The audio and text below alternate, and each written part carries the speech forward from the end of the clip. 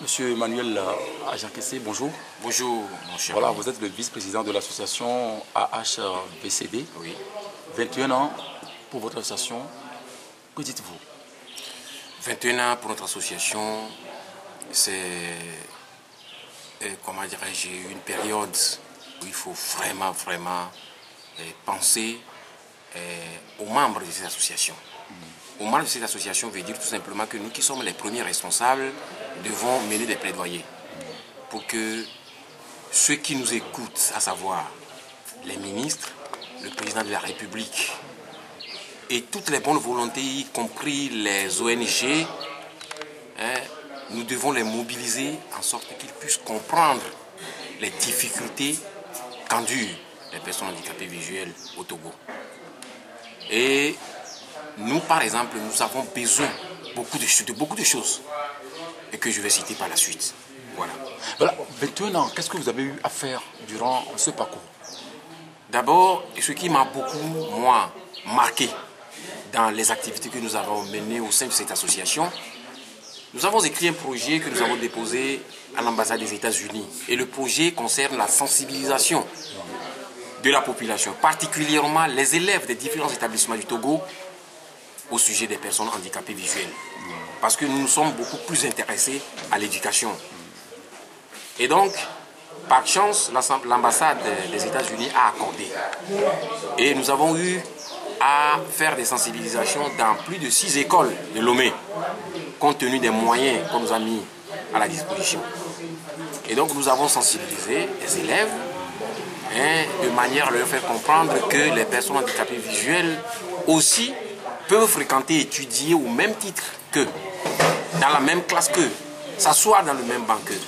Eh bien, ce qu'il leur faut à leur endroit, c'est des aides.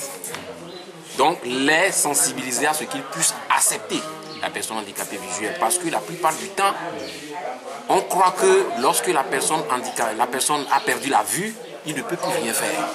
Il est incapable. Mais je rappelle que ce grand savant a dit, Antoine de Saint-Exupéry a dit, on ne voit rien que de cœur, l'essentiel étant invisible aux yeux.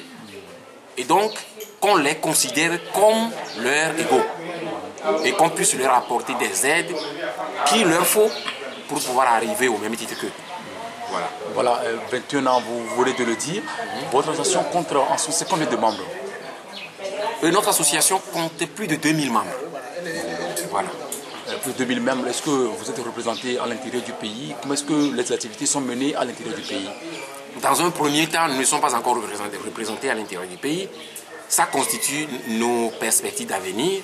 Nous projetons d'un jour à l'autre être présents dans les différentes localités du Togo, surtout dans les régions, pour pouvoir implanter nos antennes, afin que notre association puisse valablement y représenter. Voilà, 21 ans, quelles sont les difficultés que vous avez eu à rencontrer? Surtout des difficultés financières. Des difficultés financières en ce sens que nous avons besoin de choses à réaliser. Au cours de ma conférence de presse, j'ai présenté un certain nombre de doléances. Et toutes ces doléances, pour pouvoir répondre à ces doléances-là, il faut de l'argent.